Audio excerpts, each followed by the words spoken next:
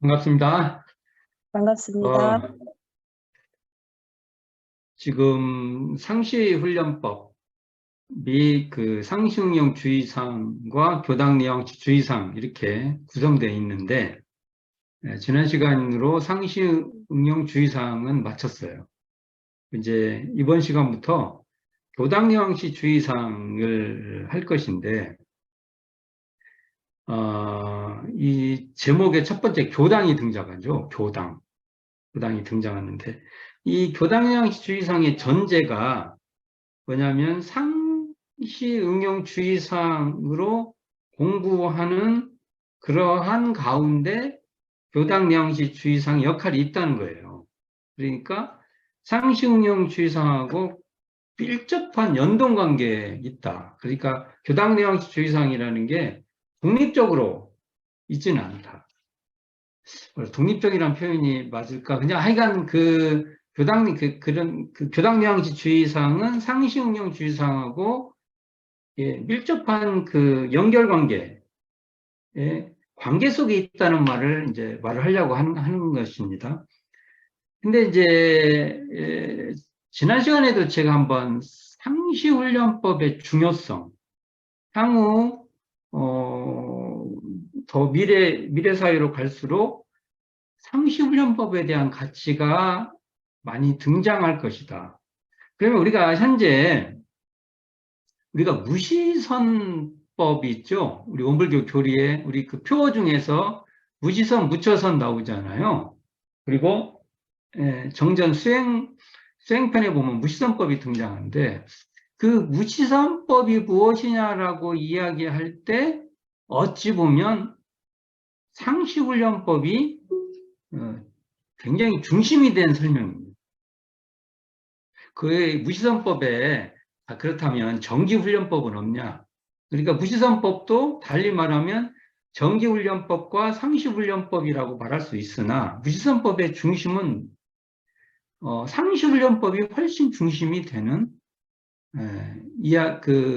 라고 해도 크게 다르지 않습니다.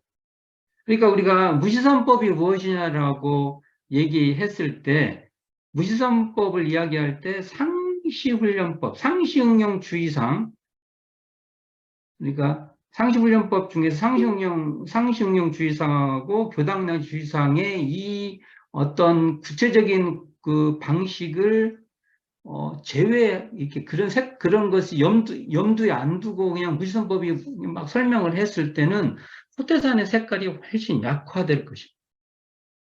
그래서 향후에 무시선법을 공부할 때도 이 상시훈련법, 특히 상시응용주의사항을 굉장히 고려해야 된다. 염두에 둬야 된다라는 얘기를 해보는데, 왜 그러냐면 상시응용주의사항 1조, 2조, 6조, 그러니까 응용하기 전 모든 일을 처리한 뒤, 이 세 조건은요, 사실은 저희들의 삶이에요. 우리의 삶의 태도를 보면은, 하나는 경계를 당해서 어떻게 당하는 그 즉처, 거기에서 어떻게 공부심을 갖고 살 것인가. 그리고 이 일을 하기 전에 그 동하는 순간에 미리미리 준비도 하고 대비도 할 것인가. 그리고 일을 마치고 나서는 그것이 잘 됐는지 못 됐는지 살펴서 잘 된 것은 더 잘 우리가 체질화시키는 것이죠. 더 체질화시키고 잘못된 것은 그것을 조정하는, 이 과정은 우리의 삶의 수행의 태도예요. 이러한 수행법은 사실은 지금 현재 명상이다, 뭐 기타 등등 삶의 태도 날 때 수행법이라고 할 때 거의 대두되지 않는 내용입니다. 굉장히 중요한 내용이에요. 그러니까 소태단 수행이 아주 핵심적인 내용인데, 1조, 2조, 6조가 바로 삶을 떠날 수가 없다는 겁니다. 그래서 소태산 대종사는 방언공사를 할 때 제자들에게 앞으로 회상을 열 때 공과 정을 골라 맞게 해서, 여기 상시응용주의상이 다 동과 정을 이렇게 동할 때 이렇게 하고 정할 때 이렇게 하고 이렇게 내용이 돼 있잖아요. 그래서 공부와 사업을 병진되게 하겠다. 그러니까 우리 삶의 과정에서 이 1조, 2조, 6조는 공부의 과정임서라도 그걸 통해서 우리가 우리 12의 일을 잘 처리하게끔 돼 있다는 거죠. 그러니까 12의 일을 잘 처리하기 위해서도 공부가 필요하고, 공부는 일을 통해서 그것이 실현화된다는 거죠. 공부의 그 실제로 그 열매가 결과가 형성되니까 소태산의 목표인 공부와 사업을 병행시키는데도 이 상시응용주의상은 굉장히 중요하다. 또 동할 때 1조, 2조, 6조뿐만 아니라 정할 때, 상시 중 정할 때 공부인, 그러니까 상시 중에 동할 때 공부인 1조, 2조, 6조하고 상시 중 정할 때 공부인 3조, 4조, 5조. 이 공부도, 사실은 우리가 일상생활 속에서 이 어느 틈틈이 하는 그러한 공부인데, 이게 우리들의 삶의 루틴, 어떤 우리들의 삶의 태도, 수행자로서의 삶의 태도, 공부인으로서의 삶의 태도를 잘 이렇게 수행적으로 자력 생활할 수 있는 패턴으로 돼 있다. 그래서 이 상시응용주의상은 너무 중요해요. 우리가 생각보다 상시훈련법 중에서 상시응용주의상의 가치를 좀 우리가 지금 시대에 맞게끔 잘 풀어내지 못하고 있지 않나.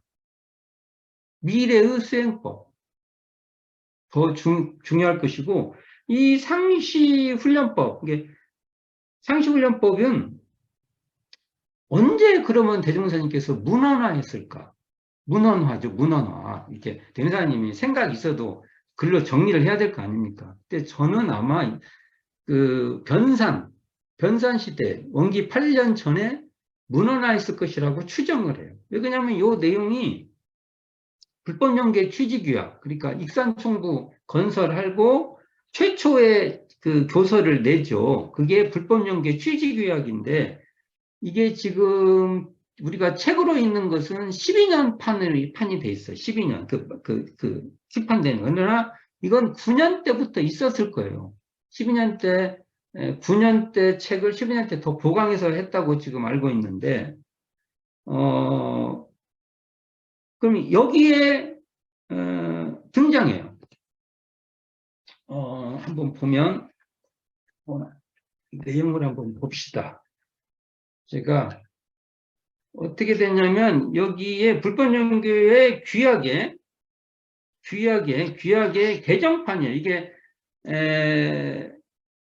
임시 인쇄를 처음에는 원기 9년에 해요. 그러다가 이걸 좀 더 개정을 해서 12년에 지금 우리가 그 12년 판을 우리가 가지고 우리가 보고 있는데, 여기에 내용을 보면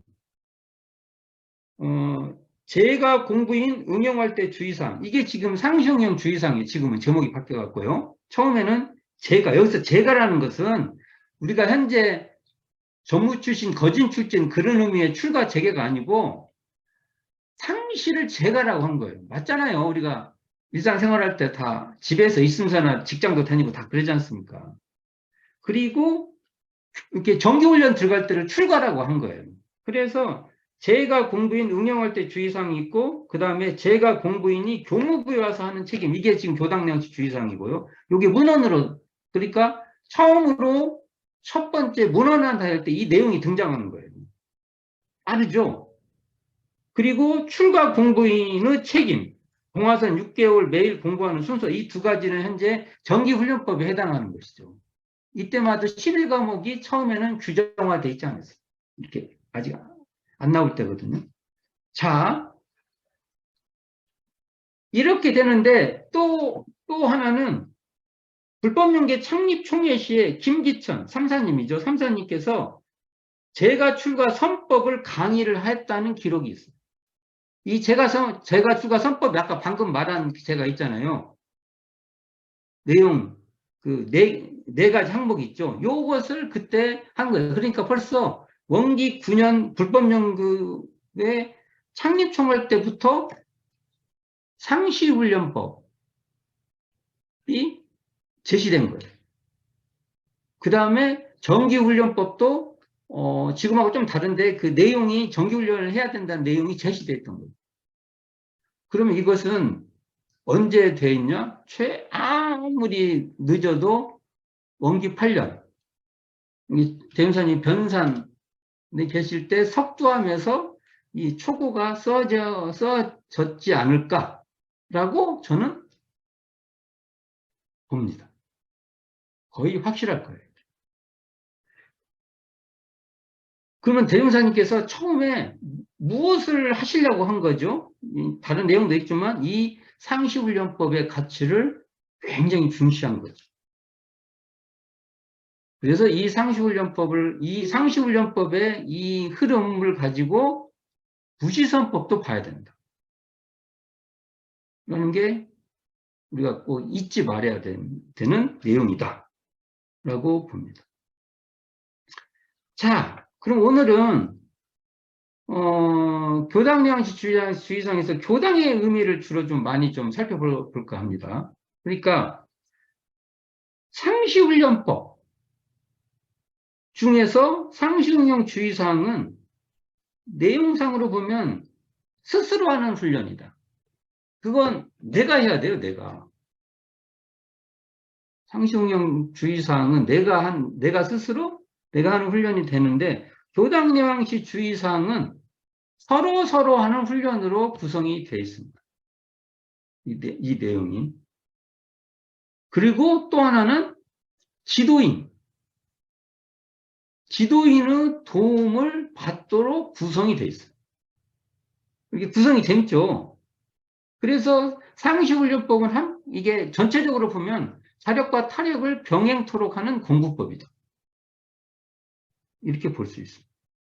한번 교당량 주의사항을 한번 제가 원문을 한번 읽어보겠습니다. 이 교재 131쪽입니다. 1. 상시응용 주의사항으로 공부하는 중. 이게 중요하죠. 이게 전제가 상시응용 주의사항으로 공부하는 중 이렇게 돼 있으니까 어느 때든지 교당이 오고 보면 그 지낸 일을 일일이 문답하는 데 주의할 것이요.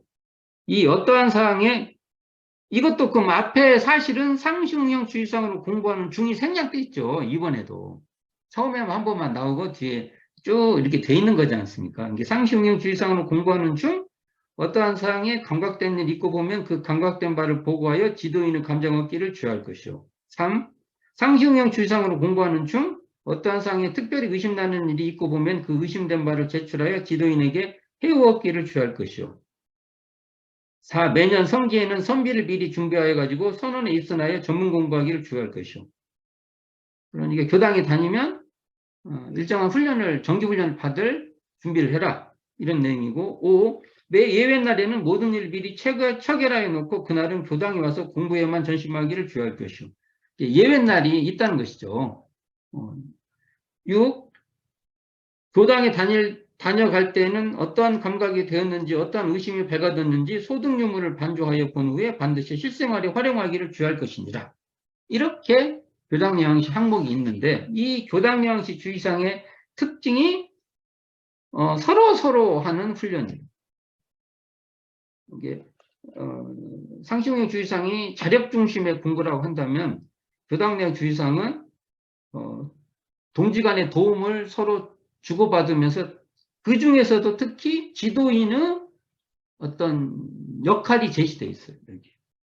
그래서 교당량식 주의사항을 교당을 얘기할 때 특징 중 하나가 교당은 법동지가 있는 것이고 이게 공부하는 그 공부인이 있는 것이고 또 하나는 분명한 것은 지도인이 있는 것이다.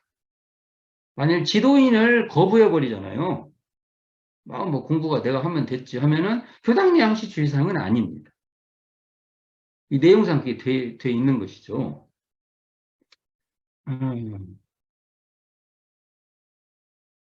그래서 우리가 그 스스로 서로 요런 표현은 참 중요한 말 같아요. 이 말이 대산영사님의 뭡니까, 가르침에 나오죠? 이게 나오는데 이런 표현은 진짜 좋은 내용인데, 이 서로서로의, 거기에 우리가 서로서로라는 말에 보면은 그냥 이렇게 이렇게 같은 공부인들만 있는 게 아니라 거기에 지도인이 있다는 것을 강조가 더 돼야 되지 않을까. 교당에는 지도인이 있다. 또 지도인에게 이렇게, 우리 표현을 한다면, 문답감정 해오, 요 1, 2, 3조에 나오잖아요. 그런 의미도 좀 강조가 돼야 되지 않을까라고 생각이 듭니다. 교당 내용시 주의사항과 상식용 주의사항의 관계에 대한 관계가 왜 이렇게, 제자가 변사님 왜 상식훈련법의 구성을 이렇게 두 파트로 구성을 해놓습니까라고 질문을 할 만하죠. 왜 이렇게 두 파트로 나누어 놨습니까? 거기에 대한 답변이 대종경 변입품 26장에 나와요. 여기 이렇게 말합니다. 상시응용 주의사항은 유무식 남녀노소 선악귀천을 막론하고 인간생활을 하여가는데 상시로 공부할 수 있는 빠른 법이 되고, 요런 말을 우리가 해석을 잘 해야 될 것 같습니다. 앞으로 미래 사회로 갈수록 이렇게 안 하면 안 된다. 이렇게 가는 게 가장 빠르다. 이런 고민을, 그리고 이제 제가 참 고민이, 내가 빠르다는데, 정말 내가 이렇게 공부하는 게 빠르다는 걸 내가 느끼고 내가 증명하고 사는가라는, 고민이 있죠. 우리가 이걸 먼저 해야 되는 내용이니까요. 그리고 교당영시 주의사항은 상시응용 주의사항의 길을 도와주고 알려주는 법이 되나니라. 이렇게 됩니다. 그러니까 교당에 다님으로써 상시응용 주의사항 공부를 우리가 더 잘 배우고 도움을 더 많이 받는, 이렇게 되면 우리가 과연 교당의 역할로서 상시응용 주의사항을 교도님들에게 잘 하도록, 공부인들끼리 서로 잘 하도록 우리가 뭔가 도움이 되는 어떤 매체죠. 도움이 되는 공간으로서 교당 역할을 제대로 하고 있는가 라는 고민을 우리가 항상 해봐야 되는 고민이 있죠. 과연 상시응용 주의사항을 잘할수록 도와주고 또 잘 알려주고 있는가, 이런 고민이 있다는 것입니다. 자, 오늘은 제가 좀 도당에 대한 고민을 좀 해보겠습니다. 도당.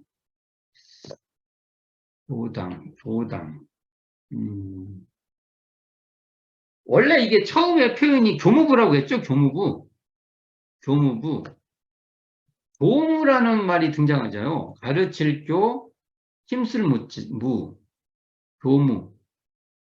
그러한 교무부는 그러한 역할을 하는 부서, 교무부. 교무도 이제 그런 말에서 나오는 거잖아요.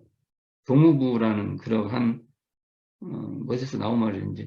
늘 말하지만 처음에 대종사님이 교무라는 호칭은 한 번 이렇게 부착되면 떨어지지 않는 고정형이 아니라 명찰을 교무를 붙였다 떼었다 하는 부착형이었다는 말을 제가 하는데, 교당이나 지금 훈련은 이제 선언, 거기에 지도자로 가면은 교무라고 호칭을 불렀다가 거기를 나오면 교무 호칭을 띄어요. 그래서 초기 교단에서 아무개씨 그렇게 불렀어요. 아무개씨가 막 하는 게 아니라 아무개님 그런 말이잖아요. 교당에 가면 아무개 교무 이렇게 불렀던 거예요. 교무 아무개. 그러니까 역할명으로 준 거죠. 그곳에. 근데 지금 우리가 출가해서 저희들도 출가해가지고 있지 않습니까? 딱 이제 졸업하면은 교무가 딱 붙어버려. 이제 안 떨어져. 근데 처음에 그러지는 않았다는 거죠. 그게 이제 그런 시대적 차이가 있고, 그리고 잘 알다시피 처음에는 교화직에 있는 사람만 교무라고 불렀다가 지금은 이제 전무 출신 이코르 교무. 이렇게 명칭이 바뀌었죠. 지금 현재. 그러니까 명칭도 시대적 그 변천이 있다는 거죠. 근데 교무부가 처음에 불법연구회 불법연구회를 대운사님께서 익산충부 건설할 때 처음에 7부를 만들어요. 7부를 계획을 해요. 7부. 7개 부서. 그 중에 교무부가 있었어요. 7부가 무엇이 있었냐면요.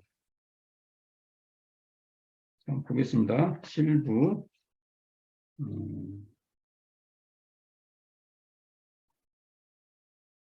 법무부, 교무부, 연구부, 상조조합부, 그리고 농업부, 나중에 농업부 같은 게 산업부로 이제 바뀌죠. 식사부, 나 식사부 마음에 들어요. 먹고 살자고 사는 것이니까. 세탁부, 그것도 마음에 들어요.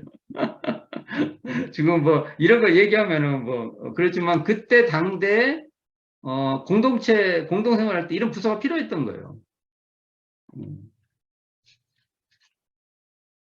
그 중에서 교무부가 어떻게 규정이 되어 있냐면 읽어볼게요. 본회의 취지, 규약, 경전을 가르쳐 연습시키며 이게 경전을 가르치고 연습시키는 역할을 했던 거예요. 교무부가.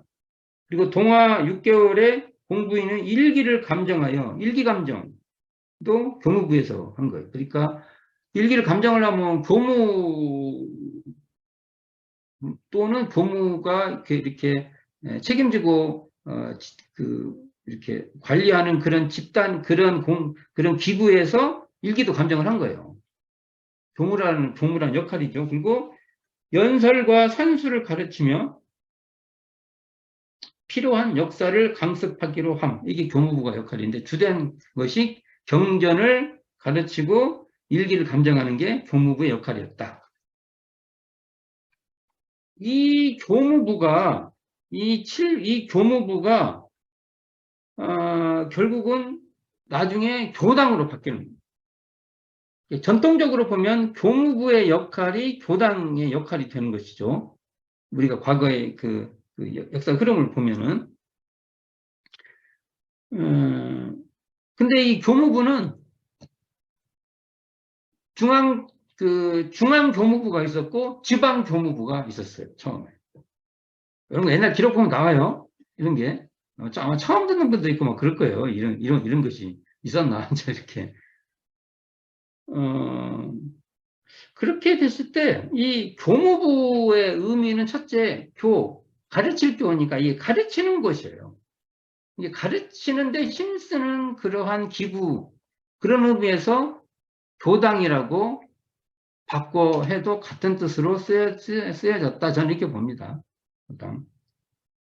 교무부나 교당이나 같은 말이다. 자, 이제 지금부터 이제 한번 봅시다. 그럼 교당을 어떻게 봐야 되는지를, 이게, 교당 안에 예외는 교당에 들어가나요? 들어가죠. 교당령 주의사항의 한 부트로 돼 있으니까. 그러면 선언은 교당에 포함이 되나요? 애매하죠. 선언. 우리가 저기 훈련원을 교당이라고 부를 수 있나요? 그냥 그것도 결국 교당이야. 이게 약간 구분됨이 있어요. 교당과 밀접한 관계는 있어도 교당이라고는 안 하죠. 훈련원, 선언은 교당과 밀접한 관계는 있으나 교당은 아니에요. 단회는 교당 소속인가요?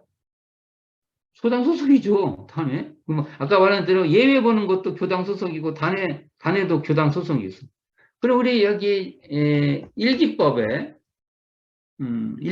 등장하는 학원은 어떻게 되나요? 학원?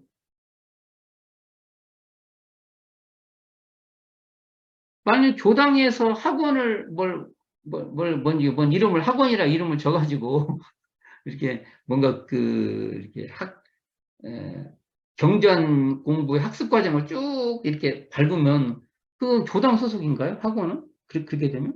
좀 애매함이 있죠? 그렇게 되면 교당 소속이라고 할 수 있죠.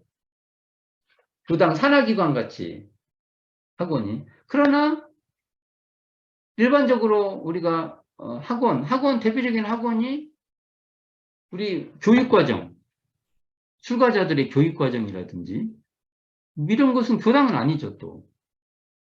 선원도 그래요. 교당 밑에다가 무슨 훈련, 기구를 만들어가지고 교당에서 뭘 하면은 선원도 교당 소속으로 들어갈 수도 있으나 바깥에는 또 아니잖아요. 그래서 약간 이렇게 중복, 이렇게 교당이 있다 하면은 선원과 학원은 이렇게 공통, 이렇게 중첩되어 있으면서라도 중첩되기도 하고 아니기도 하고. 이런 면이 있어요. 그래서 이런 것도 교당의 구역도 잘 살펴봐야 되지 않을까라는 생각을 하게 됩니다. 그러니까 이름을 보면 교당은 가르치는 것에 중심이 된 설명이라면 학원은 배우는데, 공부인. 그런 것이 더 중심된 표현이죠. 교당 처음에 우리가 지금 조사에서 교당이라고 부르는 처음 이름이 구간도실 이렇게 돼 있어요. 아홉 칸의 도실. 그러니까 도를 배우는 곳이다. 도실. 근데 그때 또 옆에다 이렇게 대무사님께서 이름을 붙이세요. 도실 이름을. 그게 뭐냐면 대명국 영성소 좌우통달 막물건판 양생소. 교당 이라고 본다 보면은 어떤 영성과 관련된 어떤 교당이라고 하면 영성을 기르는 그런 의미로 좀 돼 있다. 영성을 양성하는 것. 뭐 이런 것도 제가 왜 이런 쭉 열거를 하냐면은 한번 살펴보자는 거죠. 교당이라고 했을 때 우리가 생각하는 교당량시 주의사항의 6조항으로 우리가 교당을 규정할 필요는 있어도 역사적으로 보면은 이런 면이 있다. 그러면 교당은 하드웨어예요, 소프트웨어예요? 교당은 그러면 건물이에요? 어떤 기능이에요?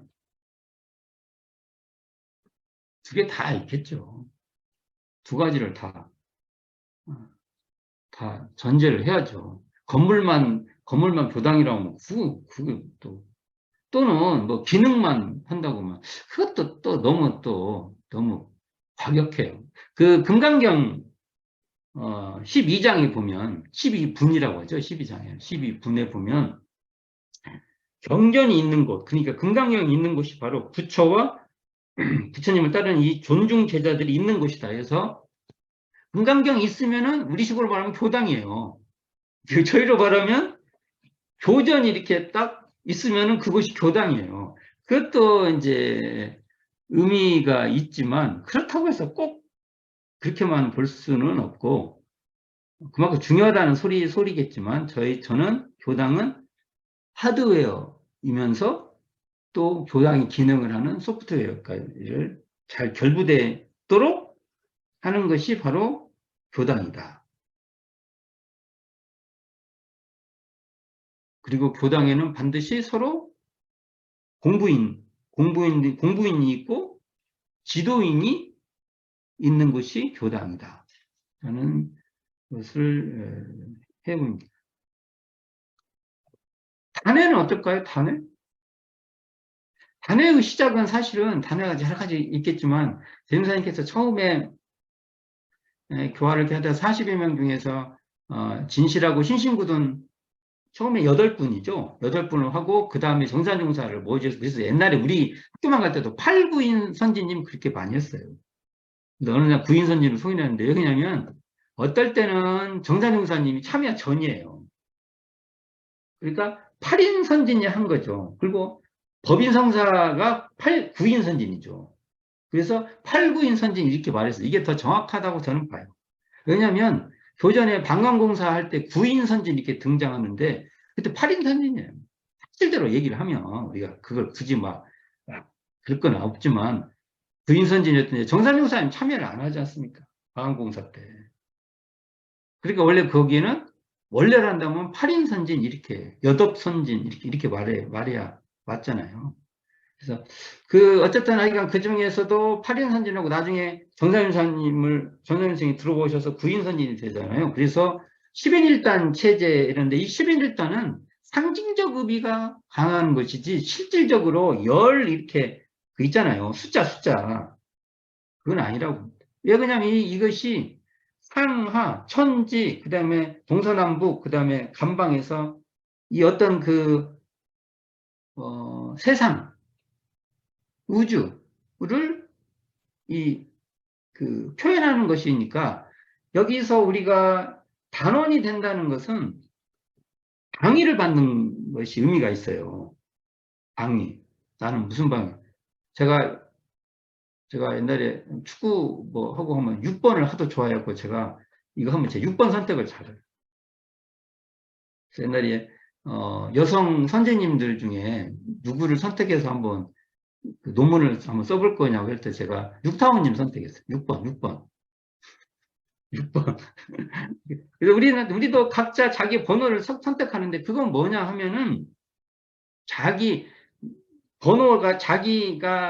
살고 있는 삶에 내가 현재 직장, 내 가정, 여기를 대종사님 법을 내가 이렇게 간직한 그 주인공의 역할을 부여받는 의미가 단의 11일당 방위 설정의 성격이 있어요. 이걸 이제 확대를 하면 대종사님께서 세계교화까지 확대시킨 거죠. 세계교화까지. 그래서 저는 이렇게 여기 한번 이렇게 해봤어요. 11일단의 단원이 된다는 것은 139쪽입니다. 진리의 소속이 되는 것이며 자기가 처한 자리에서 진리의 대표 선수가 되는 것이며 여기서 진리라고 했지만 사실은 저는 대종사님의 법. 자기 삶에서 진리를 대표하는 주인공이며 진리의 소속으로서 진리의 품에 안긴 진리의 멤버라는 뜻이다. 그러니까 가정에서도 직장에서도 맡은 바 역할과 위치에서 소태산 대종사의 법을 가슴에 담아 간직하는 주체자요 실천하는 주인공으로서 역할을 부여받은 것이다. 그러면 단회는 무엇냐 이거예요. 대종사님 당대에도 3예외 중에서 한 번이 단회로 돼 있어요. 저는 단회도 예외의 한 방법이다. 그러니까 단회라고 해서 따로 생각하는 게 아니라 예외를 단회 형식으로 진행한 하나의 예외의 방식이지 예외가 있고 예외하고 다른 걸로 단회가 있고 이것은 아니라는 겁니다. 그런 것들도 그러니까 예외가 됐든 단회가 됐든 이것은 다 교당 내왕시 주의사항 중 한 방법이 된다. 그러면 이걸 좀 더 큰 의미를 한번 볼게요. 이제 여기에 교당이 나오면 교당과 비슷한 것으로 교단이 있죠. 교단. 우리가 교단 쓰죠. 교단이라는 말이 요즘 참 안 좋게 써요. 교단주의 하면 안 좋아요. 원래 그런 의미는 아니잖아요. 처음에 우리가 교회장이 있었죠. 교회장. 그러다 이걸 교단장으로 바꿨죠. 난 안 바꿨어야 된다고 봅니다. 좀 설명을 좀 해볼게요. 왜 안 바꿨어야 되냐는 말을. 교회가 그런 교회를 말한 게 아니었어요. 교단과 같은 의미는 좀 생각해봤지만 회상을 씁니다. 회상. 회가 어떻게 써요? 모일회. 그 다음에 세상할 때 이 상 있죠, 상. 회상, 이 쓰죠. 그래서 원불교 교사의 주어는요, 다 세회상으로 나옵니다. 세회상. 회상은요, 여기 회는 모일회도 되지만요, 깨달을 회가 의미가 있어요. 그래서 회상을 얘기할 때는 우리가 공부인들이 모여서 무엇을 추구하냐, 깨달음을 추구하는 것을 회상이라고 해요. 이 회상이라는 용어 같은 것이 법화경 같은 데서 잘 다루어지고 있는데, 그러면 회상은 교당과 관계로는 어떻게 돼요? 교당보다 더 크나요? 어찌 보면 교당이 회상일 수 있어요. 그렇죠? 교당이. 하지만 또 교당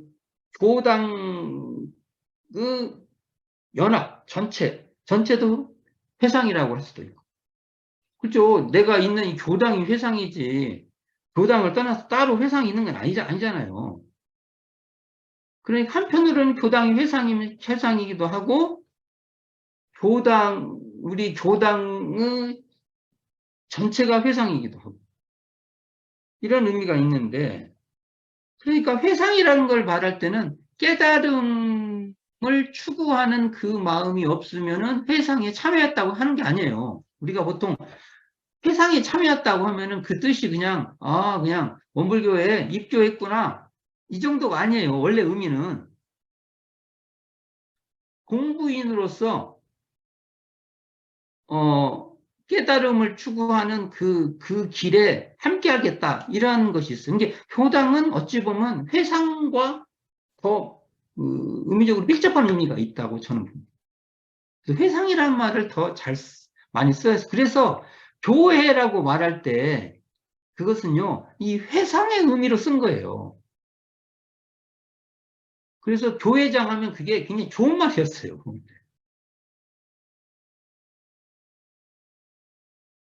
근데 이제 이게 교회 있죠, 교회. 교회하고 이게 관련돼서 말을 하다 보니까 이렇게 교단장이 되는데, 요즘 교단이라는 게 별로 안 좋은 의미라서, 교단장 하면은 저 사람들이 또 교단주의자들이 뭐 하나, 이제 이런 또 참 언어라는 게 이렇게 참 변동이 심해요, 이게. 근데,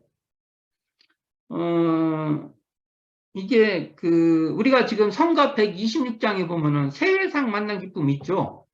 세회상 만난 기쁨, 저기 거듭나니 즐거운,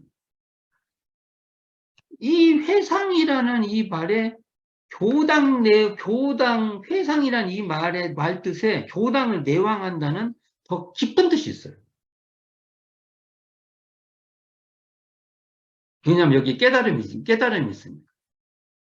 우리가 깨달음을 벗어나버린, 그 깨달음을 전제하지 않는, 그것을 좋아하고 그것을 발언하고 그 깨달음을 이렇게 공부해서 얻어지는 거기에 대한 기쁨이 있고, 이런 것을 벗어나면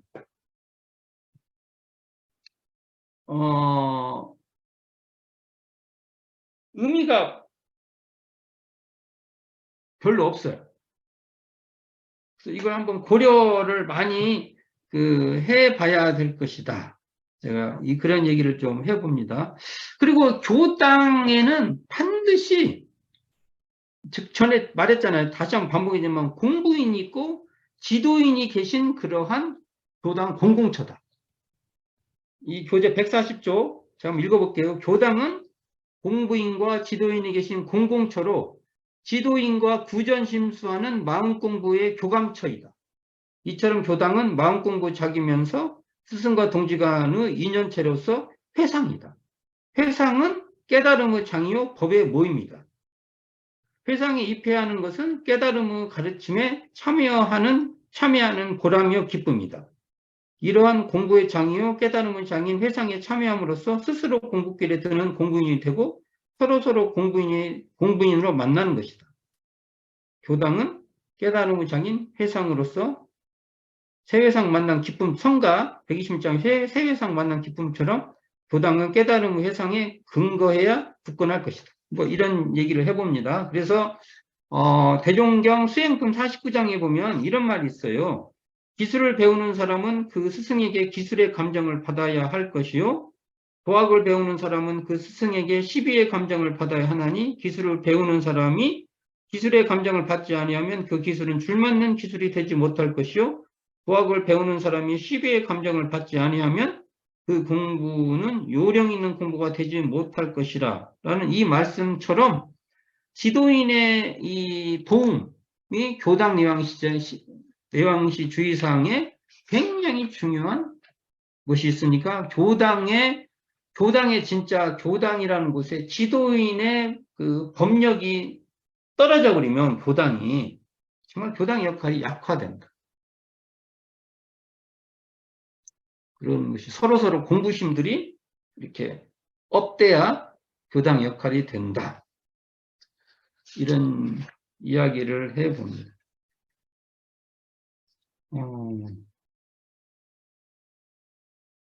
교당 내용 주의사항에 관계된 뭘 좀 읽어보려고 했는데